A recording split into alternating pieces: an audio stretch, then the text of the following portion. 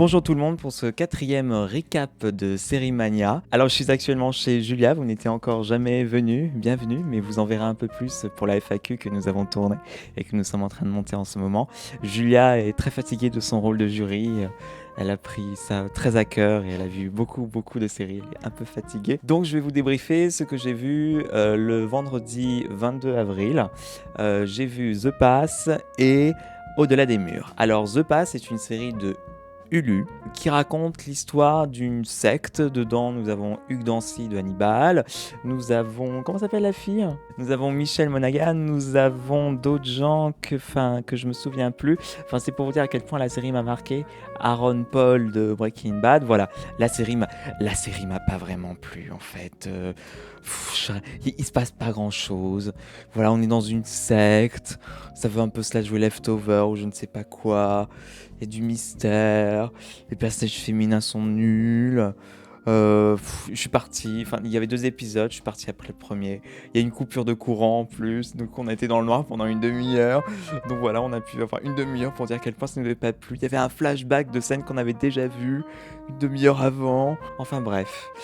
Donc voilà, The Pass, non. Mais on a vu Au-delà des murs et Julia peut vous en parler parce que Julia, ce n'était pas dans la sélection des jurys. Donc Julia va vous débriefer Au-delà des murs. Au-delà des murs, c'est une série française de Marc Herpoux et de Hervé Admar. Alors, je ne sais pas si vous connaissez le travail de Hervé Admar, mais il a fait des séries incroyables comme Pigalle la nuit, comme Signature, comme Les Oubliés et Les Témoins plus récemment.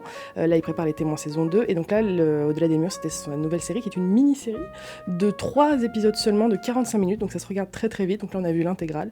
Et c'est une série d'horreur fantastique, de contes, il y a plein de genres différents, c'est une série de genres, il l'a revendiqué comme ça et ça fait du bien parce qu'il n'y a pas beaucoup de séries ni de films de genre qui sont faits en France, donc c'est quelque chose qui a été un peu oublié et ma foi, Hervé Admar le réalise extrêmement bien. Donc l'histoire en gros, est-ce que tu veux raconter l'histoire, Sébastien ? L'histoire en gros, c'est une fille orthophoniste, on sait pas trop, on connaît rien d'elle en fait, on arrive un peu comme ça, elle a l'air un peu pas très joyeuse dans la vie et elle hérite d'une maison qui est en face de chez elle et elle s'installe dans cette maison et puis parce qu'ils ont retrouvé le cadavre d'un homme qui était mort depuis 30 ans dans cette maison, voilà, et qui apparemment lui a légué cette maison alors qu'elle ne le connaît pas. Donc et elle se trouve dans cette maison et va lui arriver des choses incroyables. Voilà. Je pense faut pas trop vous en dire plus. Non, ça fait peur.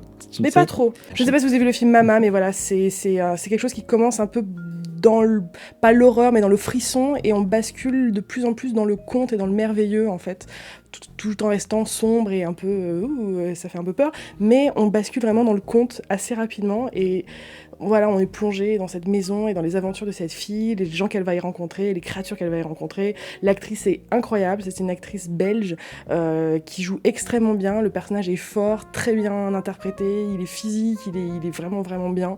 La réalisation est ouf, il y a un travail sur le son incroyable. Il y a une scène où les personnages sont planqués sous le plancher avec des créatures qui passent au-dessus d'eux. Il y a le plancher qui craque, c'est très très très bien fait. Il y a une scène sous l'eau aussi qui est absolument magnifique. De toute façon, visuellement, c'est toujours impressionnant les séries d'Hervé Admar. Et voilà, ce n'est pas une exception. J'aime tout ce qu'il fait. Pour moi, il a jamais fait une mauvaise série jusque-là. Et Au-delà des murs. Et encore une très très grande série de ce duo de scénaristes très très talentueux. On en va faire dodo. Oui. On en va faire dodo. Voilà. Gros bisous. À demain.